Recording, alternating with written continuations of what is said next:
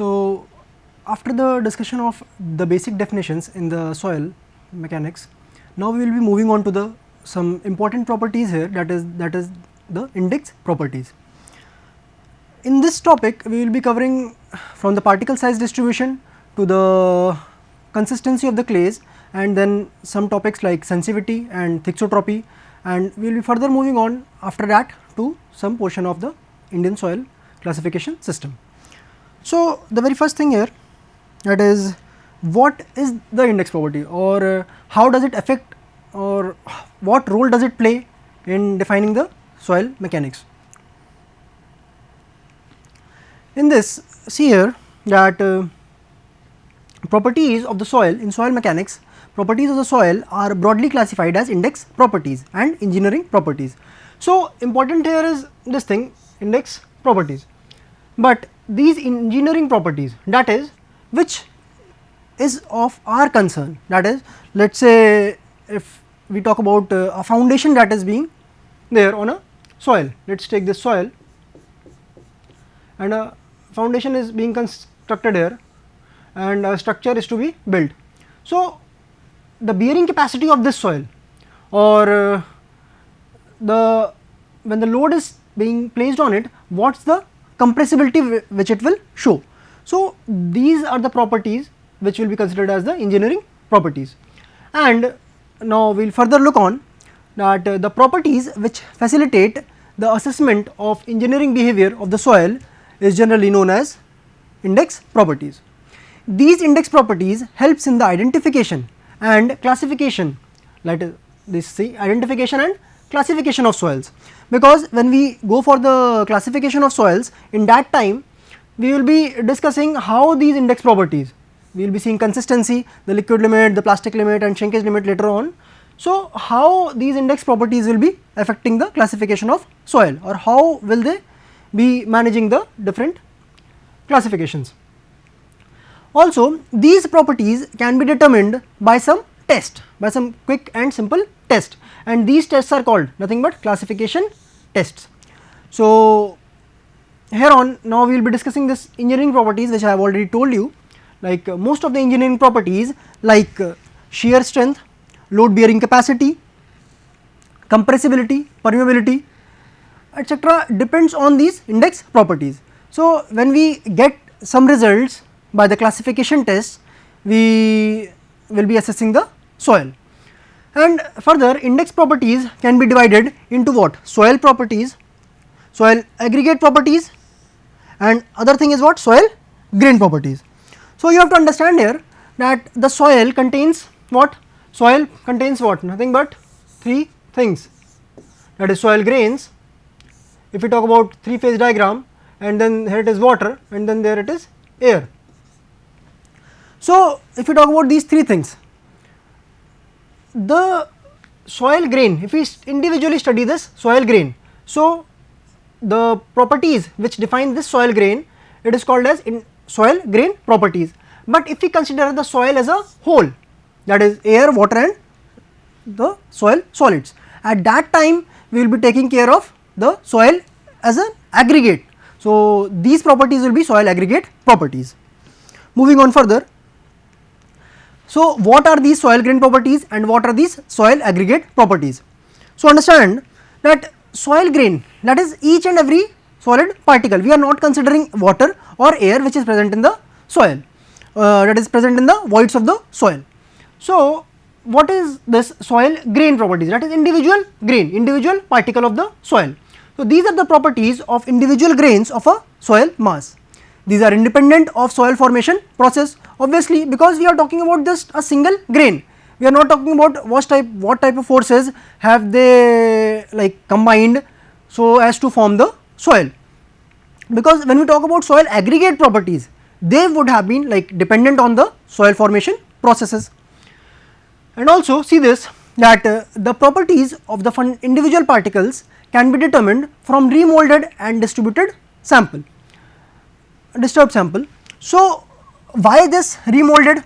Because the soil solids will not undergo any change when remolding takes place. At least we consider that we are not taking any change there, though there might be some plastic readjustment of the soil solids, but we will not be considering that portion. Also, now for example, we will be taking three things here. Let us say what are the soil grain properties. We will be discussing grain size and shape, that is what type of shape it is. Let us say here grain size and shape. When we talk about fine grained particles, let us say clay, so these are usually flaky shaped or of needle shaped particles, that is needle shaped, like wherein the this flaky is what, nothing but this dimension is very much less than the this long dimension, this lateral dimension. Also then we will be discussing on to the particle size distribution, and we will do the particle size analysis here, where we will be discussing the coarse grained and the fine grained soil. Then the third is the specific gravity, which we can measure by different methods. When we talk about soil aggregate properties, these are the properties of a soil mass as a whole. What does it depend on? First is the mode of soil formation, that is what type of soil, that is when we discuss the talus soil and the marl soil, what is the method of the formation, that is by erosion, by transportation, or etc., that we have discussed earlier. Then soil stress history, if the soil has been subjected to some past stresses in the recent past, or in the like very much later, in the very much previous stage. So those are the two things, and also the soil structure, which also governs the properties of the soil aggregate, soil as a whole. So it represents collective behavior of a soil mass. Also, as the soil grain was not affected due to the disturbance, or when we changed the soil or we molded the soil, we mixed the soil grains were not affected. But when we talk about this soil aggregate, soil as a whole, so when we disturb the soil sample, what happens? When we disturb it, the void ratio may get changed. So there are some changes which come into the soil. So soil as a whole, that is the soil content in terms of water, that is the voids, and voids containing the air and water, and the soil solids, they might get readjusted. So soil is affected as a whole here. So these should be determined from an undisturbed sample, so that we get the correct values, not the disturbed values. So some soil aggregate properties, that is the water content, which we can determine by various methods like oven drying method, or sand bath method, or alcohol method. Then we talk about relative density, and then we will be discussing in detail the consistency limit, which is an important topic here, and then the in situ density, what is the field density there. The very first soil grain property which we will be discussing is the grain size distribution. Now see here that the percentage of different sizes of particles present in any given dry sample of soil is analyzed by particle size distribution, which is carried out in two stages. Now see here that let us say there is some amount of soil that we take, let us say 1000 gram of soil is taken. So understand, it might contain what, either coarse grained fraction or might contain what, fine grained fraction. So what is the amount, like what is the different size? Some sizes would be greater, this much size, some would have been like smaller, and some would have been like very much smaller. And when we talk about fine, so it would have been like much more smaller than the coarse grained particle. So we have to analyze what type of the grain size is there, what type of solid size is present in the soil.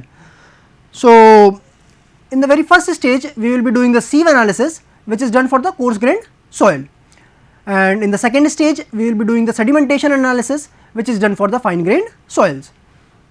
And usually what happens, that a given soil sample consists of all the sizes of the particles, hence both the analysis are done. So in the very first stage we will start with what, sieve analysis. When we complete the sieve analysis, then we will move on to the next stage, that is a finer fraction which is retained. At that time we will be doing what, the fine analysis, that is the sedimentation analysis. For considering like bigger particles, like when we say bigger particles, that we could say that greater than 4.75 mm, or we could say more than 75 micron size, or so what and how we will be classifying it, the Indian Standard Code IS 460 1962 gives the different sieve sizes. Also understand here that these are designated by the size of their apertures, that is the size by which lets the soil particles to pass through. Also understand this is done, this sieve analysis is done for the soil fraction which is retained over 75 micron IS sieve. Let us say here, let us say that you have some different set of sieves,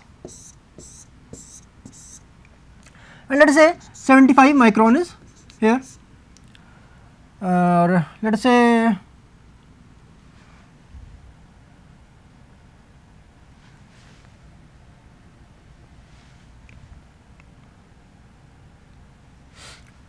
this is 4.75 mm, and then let us say this is 0.075 mm, that is the 75 micron sieve. If we place a soil sample here, what happens that the greater particles will be what, retained here, and somewhat smaller one will be retained on the this much, and let us say this is what, let us say this is 80 mm, and some more smaller particles will be retained here, and then similarly some particles will be retained here, and some fraction, this entire fraction which is retained over this part, that is the coarser fraction. The something that passes, the fraction which passes this 4.75 mm IS sieve is what, nothing but the finer portion. So the entire this, that is till what is retained over the 75 micron IS sieve will be considered as the coarser fraction, and when we talk about the finer or the sedimentation analysis, we will be discussing the particles which have passed on from the 75 micron IS sieve. So this analysis is further of two types, that is the coarse sieving and the fine sieving, and the sieve size as I have discussed is nothing but from 80 microns to 75 80 mm to 75 micron IS sieve. Now understand here that the fraction which is retained on 4.75 mm IS sieve, that is the gravel fraction, because we will be discussing it further, that let us say this is 4.75 and some soil is getting retained over here, or let us say any subsequent number of greater number of IS sieve sizes. So if something is retained, that is the what, this entire is what, the gravel fraction, and anything which passes down is what, the finer fraction. So the sieve sizes which are there are, it is the gravel fraction is, it is subjected to coarse sieving. What are the sieve sizes? These sieve sizes are 80 mm, 40 mm, 20 mm, 10 mm, 4.75 mm for further separating the gravel fraction. So if this is the gravel fraction, so what is the percentage that is between 4.75 and let us say 10 mm, or 10 to 20 mm, 20 to then 40 or 40 to 80 mm, what is the sieve size, what is the particle size. Also here see, the fraction which passes 4.75 mm sieve is subjected to fine sieving. So the process, this here, the whatever finer portion will be there, it will be passing down, so that will be subject to fine sieving. When we talk about fine sieving, it is nothing but a different set of sieves, nothing but a different set of sieves. So these could be 2 mm, 1 mm, 600 microns, 425 microns, 300 microns, 212 microns, 150 microns and 75 microns. So these are the different set of sieves which is used for the fine sieving. Also generally understand here one thing, that the very fine particles, they tend to what, they tend to flock together, they tend to combine together, agglomerate together. So what we use there, generally it is preferred, what is the solution that we are going to discuss here, that is it is preferred to wash the soil fraction which passes through 4.75 mm IS sieve, that is the finer portion, and retains over 75 micron, in order to remove or dislodge clay or silt particles present over the sand, that is they will tend to what, somewhat agglomerate and then they will try to clog the, they will not be showing the individual grain particle. For washing this thing, we will be using 2 grams of sodium hexametaphosphate as a deflocculating reagent in 1 liters of water. Let us say we take 1 liter of water here.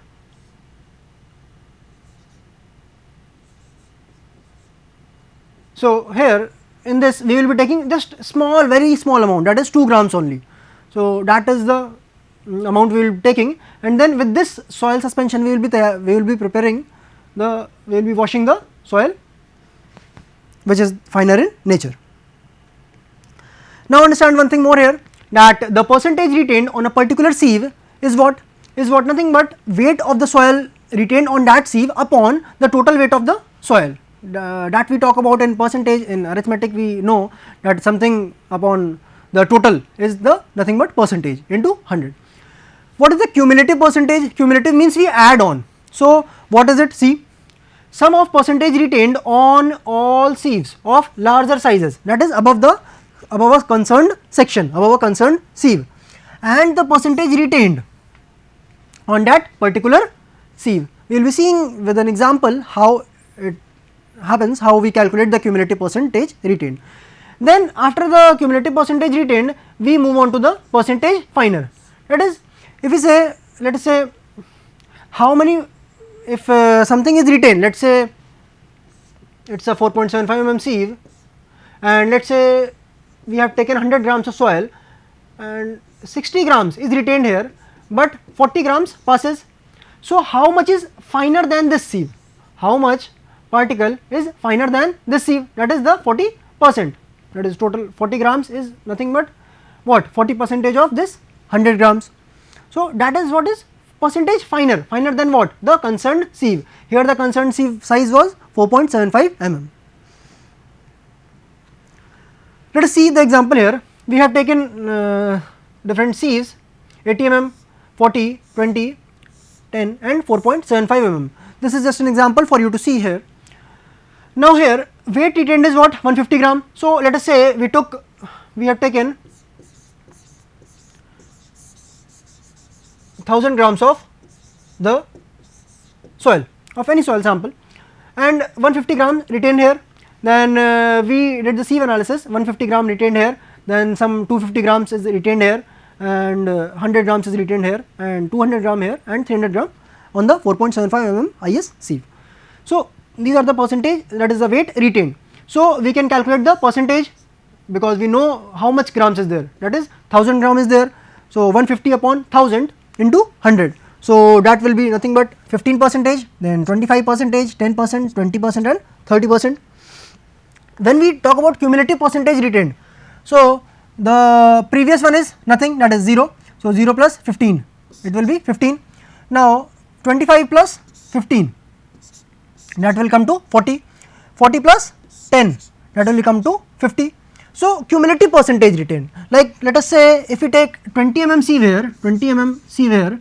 So, what is the cumulative percentage retained? That is above this, that is this 40 mm and then 20 mm and then this 80 mm. So, here it is, if we talk about this total, it is nothing but 50 of all the 3.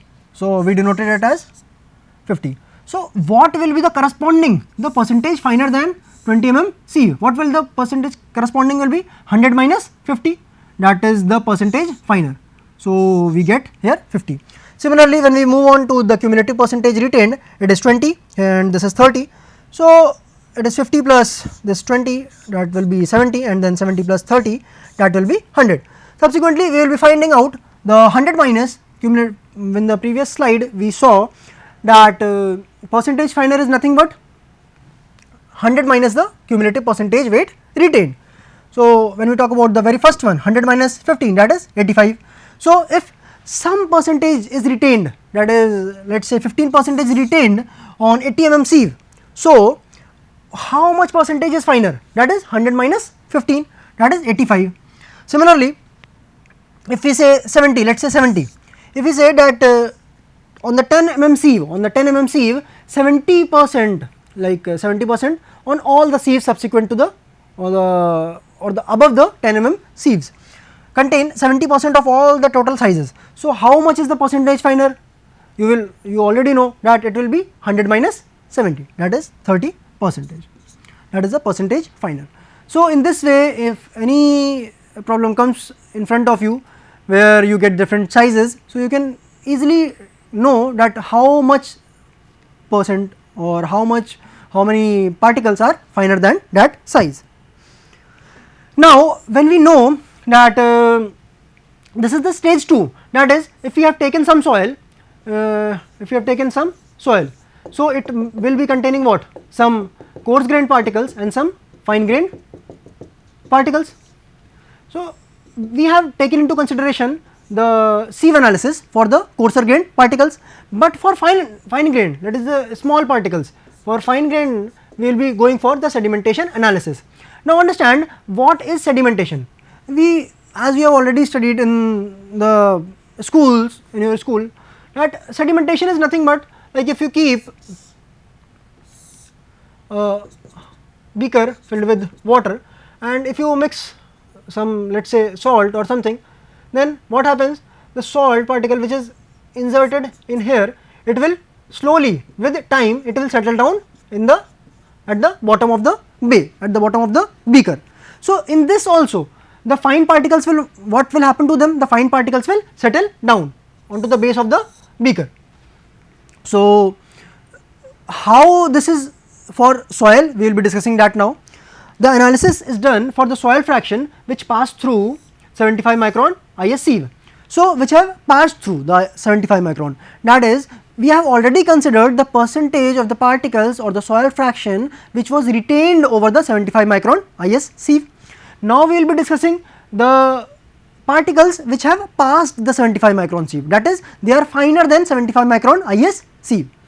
So, the soil fractions, we will be discussing one more thing here, that having size less than 0.2 microns cannot be analyzed even by the sedimentation analysis, and for them we will be using some special techniques like X-ray diffraction and electron microscopy.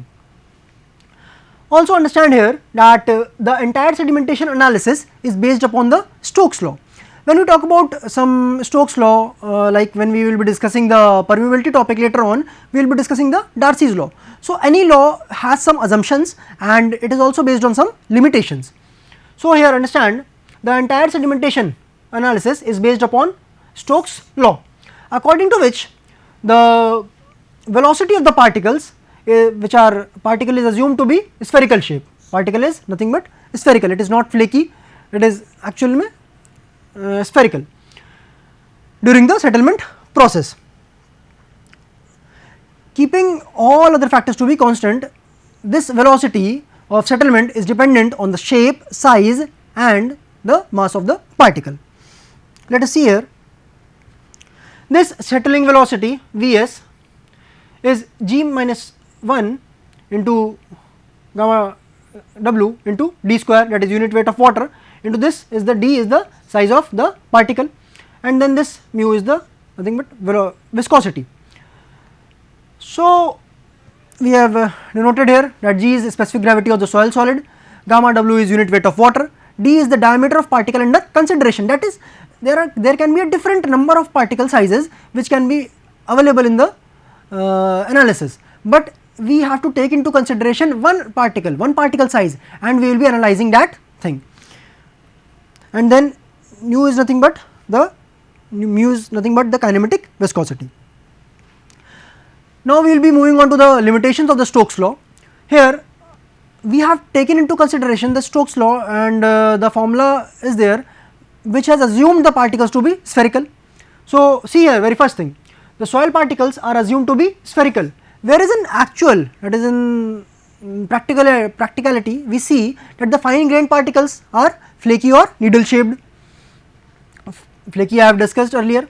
Then Stokes law considers the velocity of free fall in a suspension of infinite extent. When we take into consideration this Stokes law, it is for beaker which is of something called as infinite extent, and it is the velocity of settling which is something constant. but here it for a certain size of particle, let us say it is size of diameter d. But in actual, when we are doing the sedimentation analysis, it is a beaker, which has some finite dimension. This is the boundary, this is the boundary, this is the boundary here. So, it is having some finite dimension. Then third point here, see, particles are assumed to undergo discrete settling, but in actual, fine grained particles agglomerate during their settlement. What do you understand by discrete settling? Discrete means separately, like different, one and then other, then third is the other particle. But what happens in actual, the fine grained particles tend to clog, like they tend to flock together, they tend to join together. So, in actual, the fine grained particles will be joining, they will be agglomerating during their settlement process. Then we move on to the fourth point here. The Stokes law is valid for particles having size between 0.2 mm and 0.0002 mm. Remember this thing, it is very important that this is valid for only this range. But what happens if the particle size is greater than this, or the particle size is less than 0.0002 mm size? If the size of particle is greater than 0.2 mm, then it generates turbulence around it during the settlement, as a result of which acceleration due to gravity, because when the particle is like moving in the liquid, what happens? It is subjected to gravitational force. So, here when the size is greater than 0.2 mm, it generates turbulence around it during the settlement process, as the result of which acceleration due to gravity is observed throughout the settlement,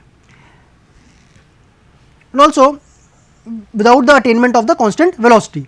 But in actual, it is what? A constant velocity when we talk about this Stokes law. And if the particle size is less than 0.0002 mm, then Brownian motion takes place. These particles move in the random direction, and what happens there? That it does not allow settlement to take place. Now, if we talk about the preparation of the soil suspension, what happens that when we take a beaker and we have let us say water, and we have to place some, we will be analyzing a soil which has passed the 75 micron ISC. So, in this we will not be simply placing this soil into the water and then analyzing it, we will be doing some preparation of this soil suspension. And what are the different methods, that is the pipette method or the hydrometer method, these two things we will be discussing, how these two things are going to take place. So, let us see the few points here. The very first point, before preparing the soil suspension, organic matter and calcium compounds present in the soil sample is removed in order to prevent agglomeration of the soil solids during the settlement. Agglomeration means they tend to join, they tend to stick together. Organic matter also has some sticky nature, that like you see the sewage soil or the sludge that happens, or calcium compounds are somewhat sticky in nature. So, they tend to what? Agglomerate. When they tend to agglomerate, what happens there? We will not be observing the discrete settling. When we do not observe the discrete settling, how can we analyze the individual grain? We will be looking at the soil in terms of what? The the whole thing. So, the process of the removal of organic matter and calcium compounds from the soil sample is referred as pre-treatment. So, this pre-treatment, here what happens, that organic matter is removed by addition of hydrogen peroxide, that is an oxidizing agent, which carries out the oxidation of organic matter. And what happens for calcium compounds? Addition of 0.02 N HCl, it removes what? Calcium compounds. So, the organic matter is removed by this hydrogen peroxide and calcium compounds are removed by 0.02 N HCl. And further we will be discussing this in the subsequent lectures, that how this preparation of soil sample goes into the hydrometer analysis or the pipette analysis. Thank you. That is all for today.